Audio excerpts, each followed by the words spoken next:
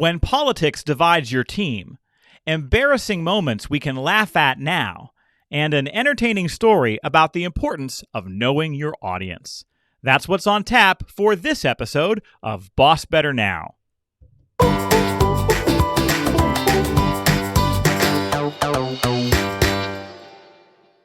You're listening to Boss Better Now. Please welcome speaker, author, and student affairs veteran, Joe Mull. Hello, Boss Heroes. Welcome to the show. Please take a moment right now to bask in the pride of everything you faced and accomplished last week. Maybe you had some hard conversations, some long hours. Maybe you were pulled in multiple directions or taken for granted. Yet here you are. You got through it. And not only that, you pushed play on our little show here to recharge, learn, and grow. Consider yourself fist bumped by me and by my co-host, professional, and executive coach, Alyssa Mullet. Hello, my friend. Howdy ho, Ranger Joe. Does that annoy you? Did you get that a lot growing up? I've gotten every variation of like the Joe nickname, yeah. And then there was an extra layer of perkiness with whatever you had going on there that really made it extra special. So thanks for that. Extra special. That's what I'm here for. Well, that intro, I was like, I wanted to take a deep breath. I was like, yes, it has been a long week. Yes, I have survived a lot. So I hope it invited the same kind of invitation to deep breathe and give yourself a pat on the back and that fist bump, because we all deserve it. That was one of the things that I heard somewhere on the internet near the end of 2020, the idea of congratulations, you survived 100% of the challenges you faced. I think I even threw that out on a previous episode. And I know that when I sent my year-end email to our Boss Better email subscribers, that was kind of the theme that we wrote about, because that's kind of something that I've been holding on to is we have not had a year like the one we just came through. But for most of us, here we are. And, it does seem like we're on the precipice of things getting better. I couldn't agree more. In fact, I actually just wrote about this morning in my journal, that it feels like a luxury that I will now allow myself to enjoy, to daydream about being vaccinated and being able to be out and amongst people. I don't care if I have to wear a mask for the next 20 years.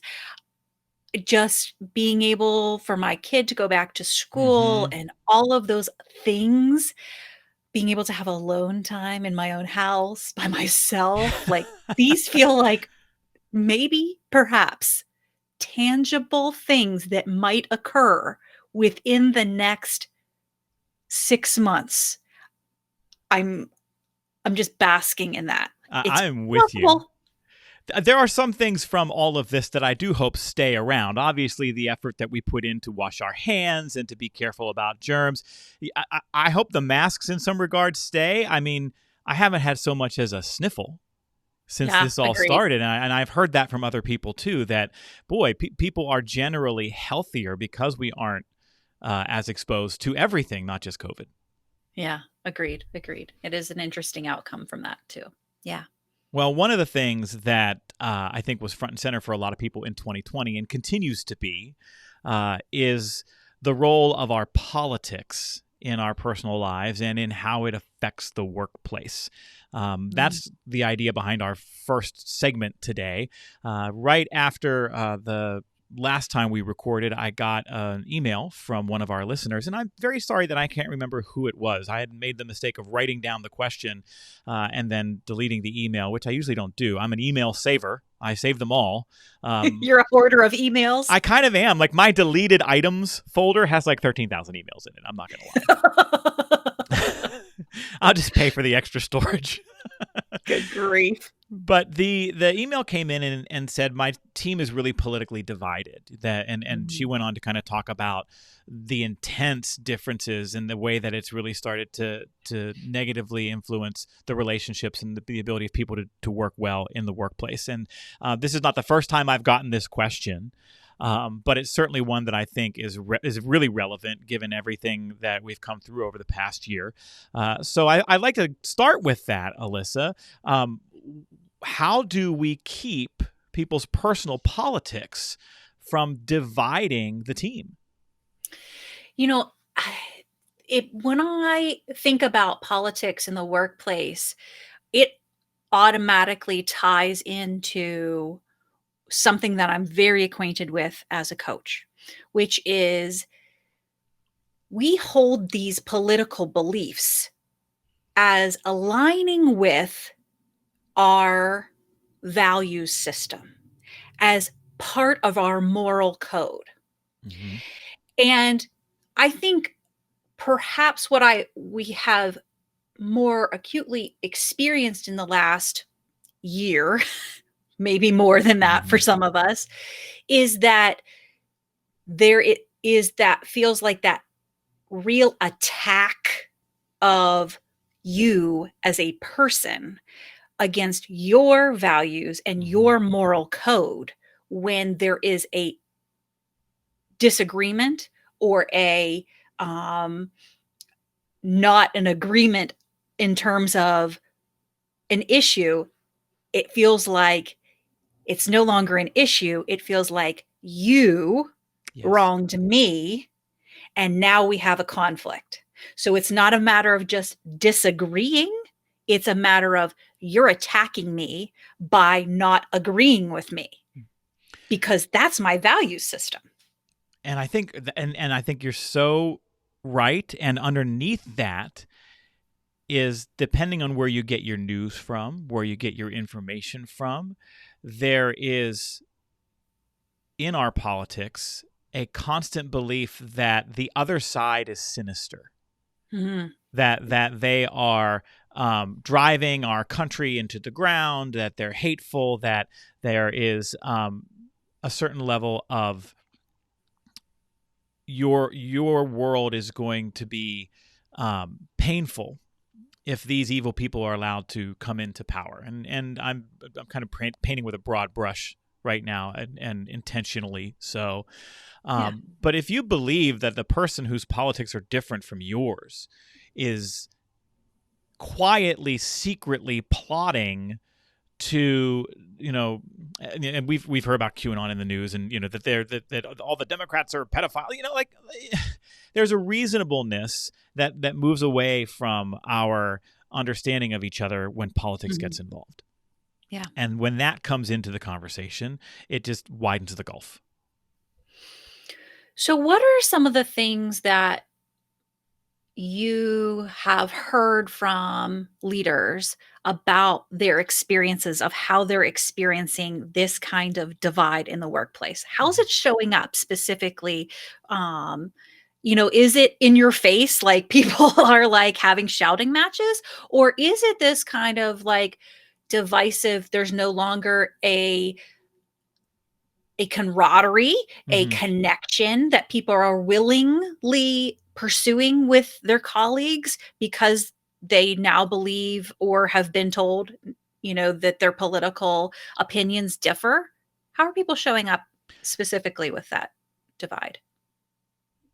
I think it happens in a couple of different ways. I think in some places it's one or two louder voices where maybe the team have all sort of come from the same political viewpoints, but maybe someone else on the team stands alone with a different viewpoint, and that creates some strife. Or maybe there's one person who is kind of a pot stirrer and is constantly calling people out or challenging them in one way or another related to politics. And that pot stirrer can certainly do harm. Not to be confused with pot stickers, by the way, which are delicious. Yes, they are. Sorry to throw you off there, but what I'm seeing from a lot of leaders is some folks will say, I just don't want to talk about it. It's an off-limits topic. Let's not bring politics into the workplace. Let's check that at the door. Believe what you want to believe, but it's too divisive, and it's too touchy a subject for us to bring into the workplace. And I really get that. And I'm not of a mind that that's a bad strategy. If that's what it takes in order for people to coexist in the workplace, then maybe that is the way to go.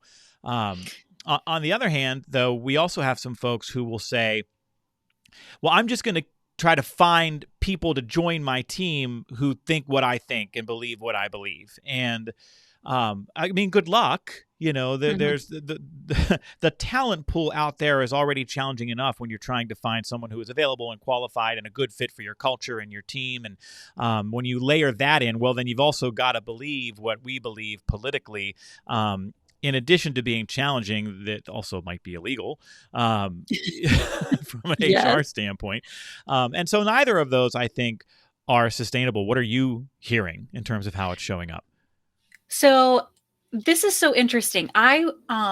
Whenever you were talking about the information sources, how we, get our information, what people are consuming, and then how that filters into the workplace, and leaders just trying to, perhaps one strategy is to have them leave it at the door. I don't know how feasible that really is, right? Because to me, it's part of my values system. I believe it so thoroughly aligns my beliefs with my political, that this is who I am. And so whether or not I'm overtly, saying this is what I believe and you should believe it too, blah, blah, blah, blah, I think it's going to seep in. So one of the most recent webinars that I had the privilege of sitting in on this week was actually on the topic of creating psychological safety in the workplace. And, there's tons of strategies and definitions out there for what that means, right? But these constructs of how we show up as leaders, and what happens when we try to bridge a divide such as this. Are we risking alienating one group or another, right, of the divide? And then in terms of also trying to show up as an individual who isn't trying to take a side, but also has to lead authentically. Like, how the heck do you do that, right? What I think is most interesting about how people experience psychological safety in the fact that they are able to express themselves and be heard in the workplace, and feel responded to in a way that does not make them feel attacked. Yes. So that would be the number one strategy for me, is to say, okay, how are we communicating so that we're not feeling attacked? And so again, I go back to what I know, which is my values. How do I communicate in a way that says that doesn't really align with my values? And where am I willing to say, okay, this isn't a personal attack, and acknowledging that, right? And I think that as a leader, we have to be able to address that elephant in the room, to say, this is a whole, this topic of politics, right? We have to look at this and say, it's not a personal attack. And so how can we be thoughtful and still bring our full selves to the workplace, but also create an environment of psychological safety in the workplace? And let's recognize and acknowledge that you are coming to that with a fairly high level of emotional intelligence, and a level of emotional intelligence that not everyone else has. And sadly, in some cases, it is a personal attack. And I think this is where it gets really tricky around the politics, because for some people, their politics dehumanizes other people. Their politics devalues the lives of some other people. Their politics accepts and tolerates the suffering of other people. And so it's easy to experience that as a personal attack. And I think that's what makes it such a force in the workplace that can do so much harm. But I think your point about thinking about the quality of the interaction is what's key here. When I get this question in workshops, or the first thing that popped into my mind when I got this email and saying, how do we manage this, was that as bosses, it's our responsibility to create standards for behavior and to enforce those standards for behavior in the workplace. And so there have to be some standards around the quality of the interactions that take place between people at work. And those standards have to be related to how people give feedback, share feedback, how they talk to others, how they listen to others, even things related to the words that they use and their tone of voice. And while it's the leader's responsibility to create and enforce those, the team on the whole has a role in that as well, into saying, how are we going to treat each other when we disagree? How are we going to handle conflict when it rears its ugly head? What kinds of behaviors have no place here? And so by doing that work at a kind of macro level, it doesn't become about politics. It becomes about communication. How do we treat each other? What are the boundaries? What is appropriate? And what kind of workplace do we want to come into every day? And then when everybody gets on the same page with that, when you see a violation occur, and you see the emotional charge that tends to take over when politics infuses itself into the discussion, we can start to note some of those behaviors where we say, hey, one of the things that we're really committed to here is that we don't get in each other's face and shout and name call, and we're going down that path. So why don't we all take a time out, because that's just not how we do it around here. And so it's those standards of behavior and the work that we do as a team and as leaders to get clear on what is and isn't appropriate and how we're going to treat each other.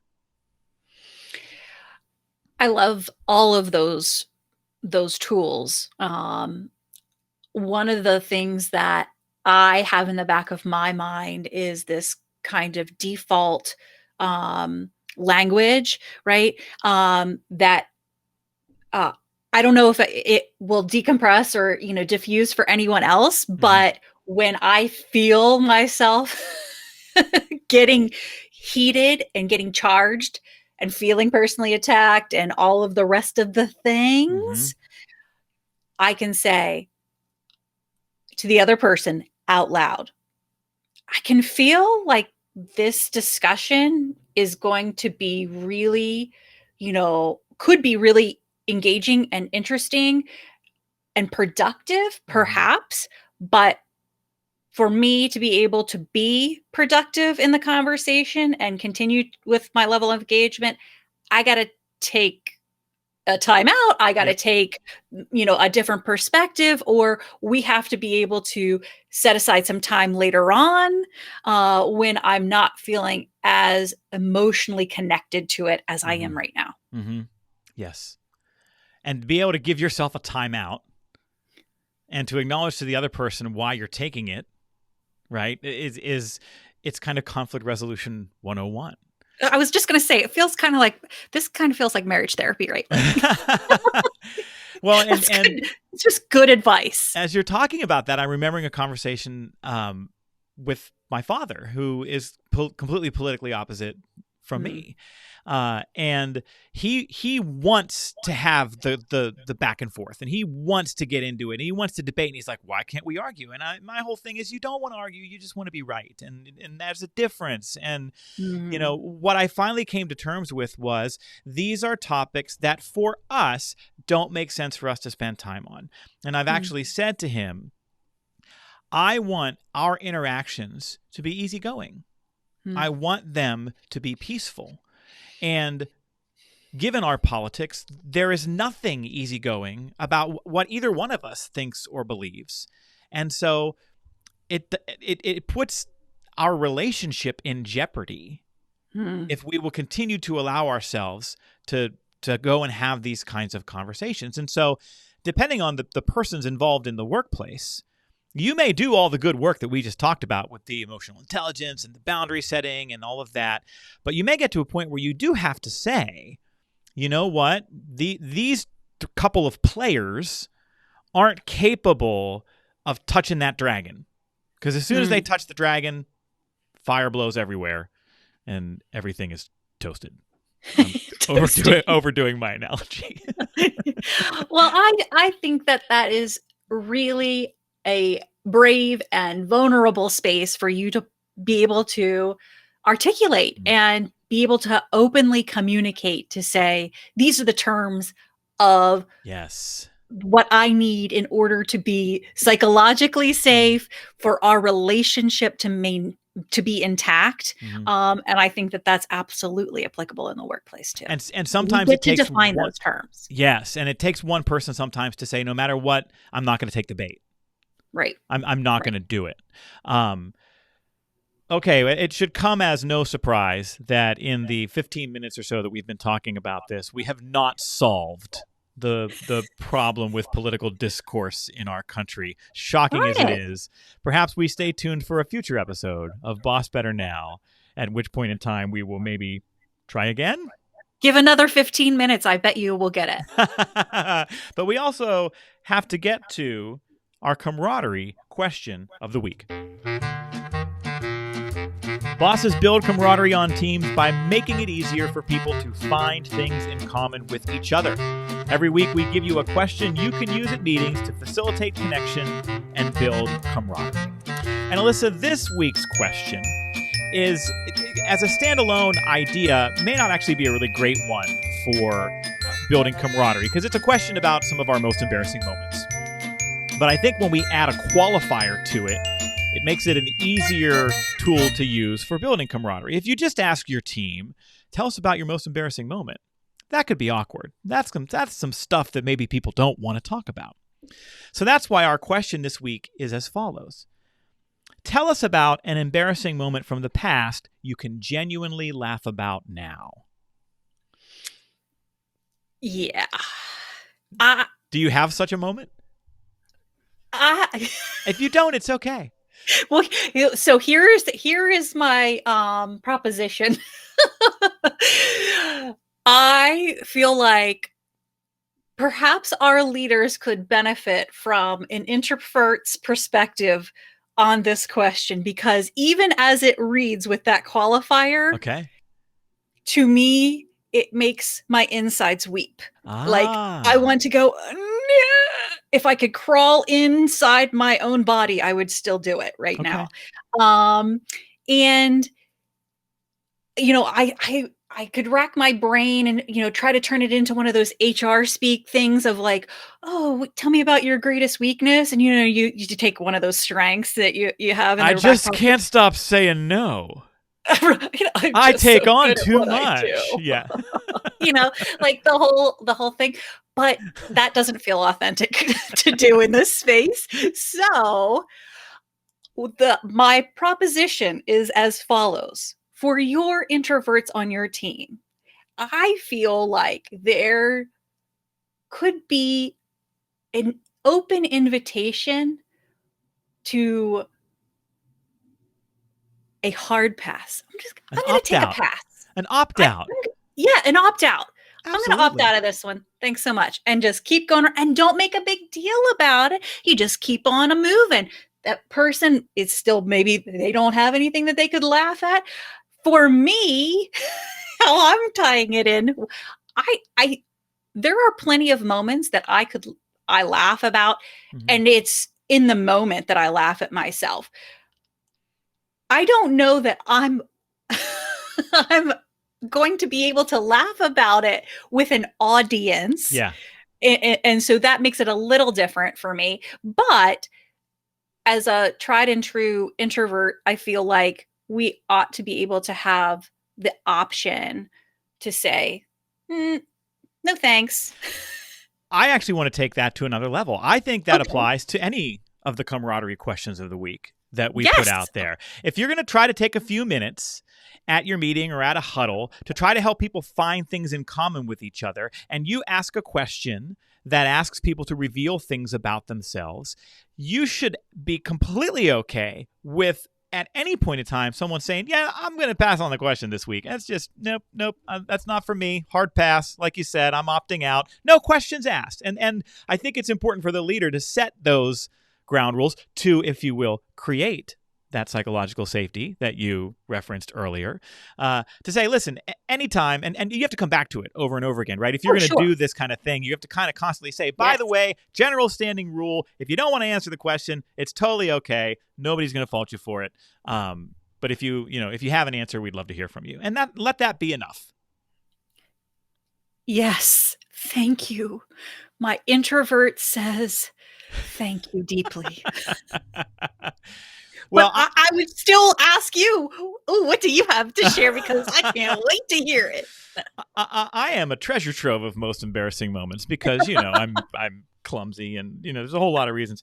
The story that I thought of when I first saw this question, though, it is kind of fun now. It wasn't for me in the moment, but I will share it to you because it's probably a little bit entertaining. As you heard at the top of the show, I am a student affairs veteran. I worked in student affairs and higher education for almost 10 years. For those who don't know, student affairs comprises a lot of the non-faculty kinds of roles on a college campus. So all the student life stuff. These are the people who run the residence halls or the health center or the career office or the student programming center that do new student orientation, etc.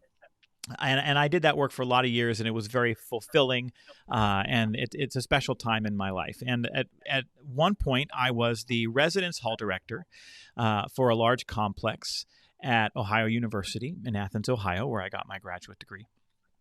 And I had been assigned when I got there to a residence hall, two big buildings with a large staff that had some bumps in the year prior to me getting there. And so I was doing a lot of work to not only try to coach the student staff to higher levels of performance, but to challenge them sometimes on some of their thinking. And so when you're a hall director, you usually have a group of RAs, right? These are student life folks who live on the floors and kind of build community and enforce the rules of the residence hall. Gotcha. And don't let you drink and all that kind of stuff. That's right. Okay. And on my team, I had a couple of, and I want to say this with an asterisk next to it, knuckleheads. They were wonderful kids. They were bright and they did care about the work. But for one reason or another, they seemed to get something out of playing the role of knuckleheads, right? It made other people laugh, and it was just cool to not, I'm too cool for school and I don't care. And boy, I sound really old when I say that. Yes, you do. And there were some times when that's totally okay, and there were also some times when, as the supervisor, I had to swat that down. So that there's a little bit of sort of vague backstory here. We're about halfway through the year, and one of the things that we tried to do once a quarter was take all of the housekeepers in our residential complex out to breakfast as a thank you for the work that they did all year round for keeping our facilities clean. And if you're a housekeeper on a major college university, your schedule is not 9 to 5. It's like 3:30 to 1. Yeah. And so when on the days when we would need to take them to breakfast, we would have to be over at the breakfast hall at like 6 or 6:30. And so the time was coming up for us to do this, for us to take the housekeepers to breakfast. So we're having a staff meeting one night, and we're going through the agenda, and I announced that, hey, by the way, next Thursday morning is going to be the housekeeper breakfast. Please make sure you're there on time. It's really important that we continue to express our appreciation for these folks. And one of my knuckleheads, again, good dude, really good dude, but for one reason or another, he raised his hand and said, would you be able to just call my room to make sure I'm up that morning? And I don't know why, but I had this really strong reaction to it in the moment. And it was probably because there had kind of been a pattern of knuckleheadedness here and sort of the pushing of the buttons and the boundaries. And I just sat up straight and I said, did you just ask me for a wake-up call? Yes. And he laughed, and that was the wrong thing to do. That was the wrong thing. Because this was the moment when I was done and it all came out, right? And I will acknowledge that I was at the time like 25, 26, so I'm a little more mature now, I like to think, than I was back then. But I said, did you really just ask me for a wake-up call? Let me ask you a question. Does it say Holiday Inn on my shirt? Do I look like I work at the front desk of a hotel? Let me tell you something. And what came next, Alyssa, was a speech.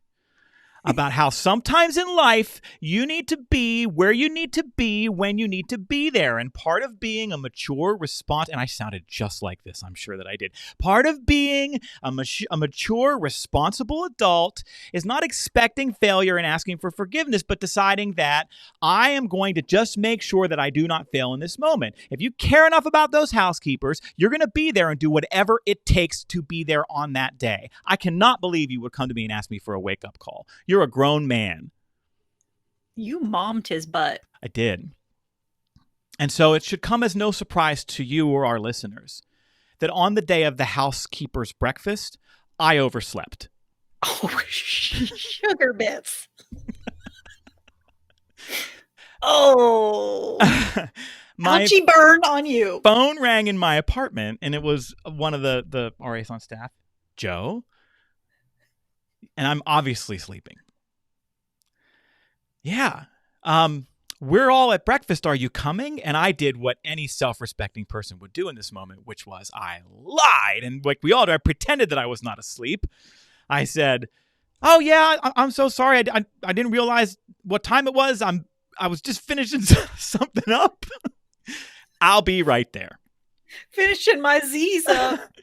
And the other thing to know is that I had all the breakfast passes, so they couldn't go in and eat.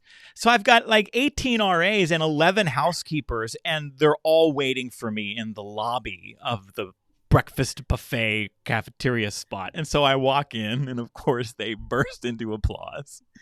And as you can imagine, could not resist ribbing me for my goof. The highlight, of course, was when one of the RAs called everyone to order, stood up on a table, and perfectly recreated my speech.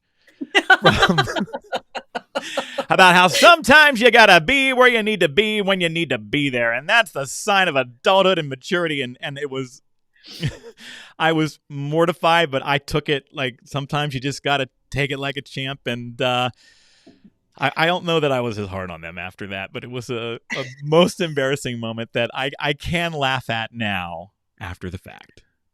Well, I'm glad that you can laugh at that now. I'm sure you are also a good sport about it in the moment. But yeah, that crow must have tasted real tasty. It was quite bitter, yes. And that is our camaraderie question of the week. I'm going to recover from that memory, and we'll be right back right after this. Hey, Boss Heroes, check it out. One of the phone calls I get most often is the "we have one person here who really needs help" phone call. The leader on the line tells me about an abrasive executive, a manager not meeting the needs of his or her team, or two physicians who can't overcome conflict. Their question is always the same. Do you have any training I could provide for this person? I have to tell them the uncomfortable truth. Theirs is a problem that training won't fix. The problems these leaders describe require a different solution: coaching. A professional coach helps people explore new ways of thinking and operating while examining the root causes of their own behavior. When someone needs to examine their approach, adjust their style, become more adaptable, clarify goals, or navigate conflict, there's only one coach I recommend: our own Alyssa Mull. Alyssa is a professional and executive coach who works one-on-one with clients to tackle the issues that live behind closed doors. Experienced, credentialed, and revered by her clients, Alyssa can help you or any leader struggling on your team design a path to achievement and professional success. I've sent Alyssa to clients all over the country, and they rave about her every time. Every single time. So if you have that one leader who is struggling, or that one leader is you, I strongly encourage you to invest in coaching. For more information on working with Alyssa or to get a quote, visit joemull.com/coaching. All right, folks, if you enjoy our show and you are listening on Apple Podcasts, we'd really appreciate it if you would take a moment today and leave us a review. Just scroll to the bottom of the list of episodes, click Write a Review, and drop a few kindly sentences about our show. It would also mean the world to us if you would compose a post on one of your social media accounts telling others about our podcast and encouraging them to give it a listen. Tell them we give away a lot of free stuff. Tell them you could win a car. Tell them if you listen to the podcast, you get a kitten.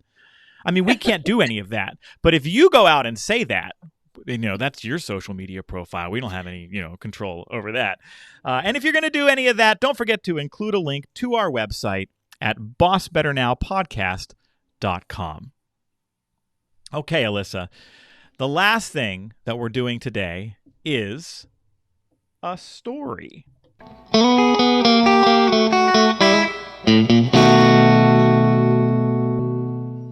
As our listeners, I think, have come to learn and know, that from time to time I will bring a story to the podcast that I use on stage or that I've shared with audiences previously, because stories are a really powerful way to learn lessons and to remember information.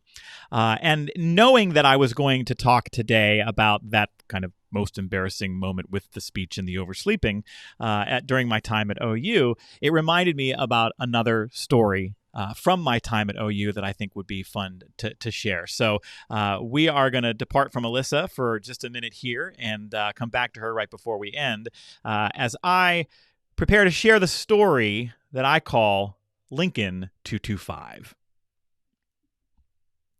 Ohio University in Athens, Ohio is what college is supposed to look like. 100-year-old red brick buildings are surrounded by sprawling greens and mature trees. The landscape is constantly dotted with bike riders, joggers, students on blankets or under a shade tree reading a book. Arriving on campus is like stepping into a high-gloss college brochure. OU is where I got my graduate degree and is one of the places I worked during my student affairs career. And at OU, I was, as I mentioned earlier, a hall director. I was the professional staff person responsible for running 3 buildings, housing 900 students and supervising a staff of 18 resident assistants. Now, most college campuses experience their share of student partying and alcohol-fueled misadventures. Residence halls, or dorms for the depraved and uninitiated, are where much of this mayhem takes place. As a hall director, a normal Monday morning would find a pile of incident reports on my desk from the parties that were broken up by the weekend duty team during their rounds. About once a month, it was my turn to be the staff member on call for all of the halls on our green, which meant spending Friday and Saturday nights gliding from one dorm party bus to the next, supporting staff, involving police when necessary, and facing down a lot of college kids who weren't always the very best version of themselves in the moment. During my time there, I became close friends with another hall director named Jim, who managed the buildings next to mine. We bonded over music, and since both of us played the guitar and liked to perform, on the rare weekend when we were both off duty, we'd grab our instruments and head up the hill to host a local open mic night at the Student Union. And that is where our story begins. The 2 benches in front of Lincoln Hall are the perfect waiting spot for friends who have made plans. And so that's where I stood, my guitar in hand, waiting for Jim, the hall director at Lincoln, on a crisp fall evening, the kind that requires a jacket and where nightfall has started to arrive too early. Jim was running late, so I propped my guitar against the bench and I took a seat. A few seconds later, the side door of Lincoln Hall slammed close as a male student stepped outside and lit a cigarette. He looked up, saw me sitting there with my guitar, and walked over to introduce himself. He said, "Hey, what's up, man? Do you play the guitar?"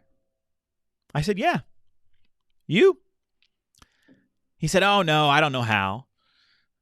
He took a draw on his cigarette, and then after a pause, he said, "You partying tonight?" I tried hard not to smile, and I said, that's not really my scene. And then I asked the question that had to come next. The one that, had I not asked it, would have felt like a break in the natural order of young adult conversation that unfolds on college campuses the world over. And so, with a forced nonchalance that, quite frankly, should have scored me an Oscar nomination, I casually asked, You partying tonight? His answer was perfect. Hell yeah, dude. Lincoln 225. Cool. So what's the plan? And like the villain in the movie who has inadvertently been tricked into the monologue that reveals his evil master plan, my new friend let fly with all the details of the party starting soon just behind me on the second floor of Lincoln Hall. I heard it all. How they were sneaking the booze in, what was on tap, how they were collecting money, how they were keeping watch for the duty teams on their rounds. He was so proud. And then, with a generosity that would have made his parents proud, he said, "Hey man, stop by if you want." To which I replied, "Thanks. Would it be okay if I brought my friend that I'm waiting for?" And he said, "Sure. Where do you live?" I pointed to the building across the green and said, "Right there. I'm the hall director." It's rare to see another human being actually move in slow motion. But that is precisely what happened to my new young friend as his mind processed the sentence that now hung in the air. He stared, blinking, as if not comprehending. I said, "Yeah, I'm the RD of that building over there, and I'm actually here waiting for the RD of your building. You know Jim, right?" His mouth slightly open, all he could do was nod. And of course, at that moment, right out of central casting, the door behind us slams shut, and now here comes Jim, heading right for us. And with delicious irony, Jim arrives at the bench and says, "Hey, Corey, what's happening?" Corey stood frozen. His eyes darted back and forth from Jim to me and back to Jim. And as someone who just can't stomach human suffering, I tried to perform a gentle rescue. Corey was just telling me about how his plans for tonight had to be canceled at the last minute, right, Corey? All Corey could do was nod. As Jim and I walked up the hill carrying our guitars, we left Corey standing there, a little dazed. We placed a quick call to the duty team that night and encouraged them to stop by the amazing party in Lincoln 225 later. And though we laughed about the situation, we weren't laughing at Corey. We actually felt kind of bad for him. Because Corey had just learned a valuable lesson the hard way. It's a lesson that we need to know as bosses. It's a lesson that I take very seriously as a speaker. And it's one that, regardless of our role in life, sometimes we often forget, but it should always remain top of mind. That lesson? Know your audience.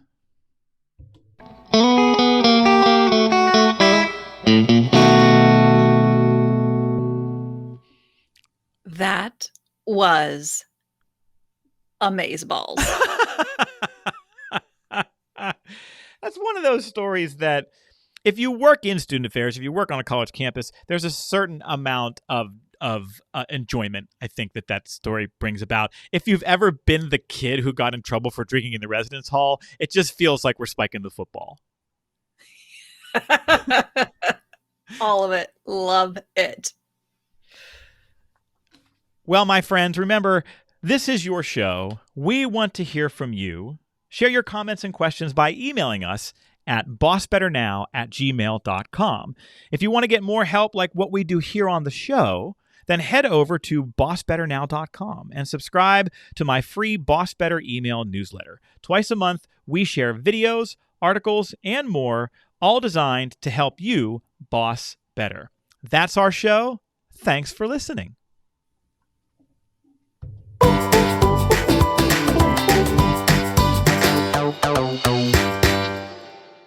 This show is sponsored by Joe Mull and Associates. Remember, commitment comes from better bosses. Visit joemull.com today.